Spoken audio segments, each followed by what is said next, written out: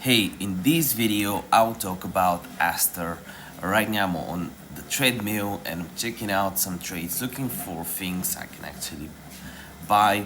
So if you're interested, just hit the like button. I won't waste a second of your time. We're now up to 175 grand from trading meme coins.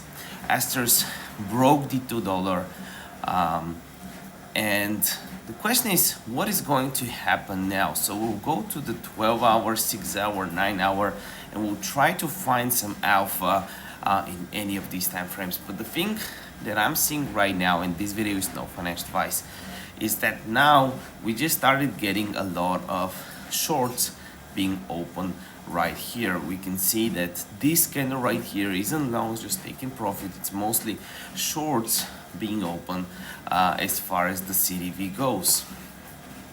Also, we're getting some divergences on RSI, so at any point this can be over, but it's a dangerous time for Aster, and I think the next 1 or 2 days would be a little bit bearish.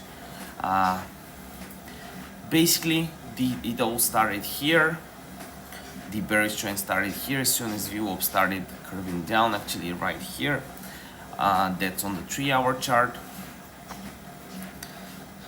It coincides with this candle, which was before the US Open. And since Bitcoin and the overall market is so weak, I'm seeing pressure for us to actually dip a little bit more, maybe from here to at least the 186 area, 185, 186 area. This is where I might be interested in taking the leap and buying in a little bit. Yes, we are at a key point, but I don't think it's over. Longs are pretty high, as you can see right here at 87. Shorts are starting to build up, so I would expect a small rip to the downside very soon.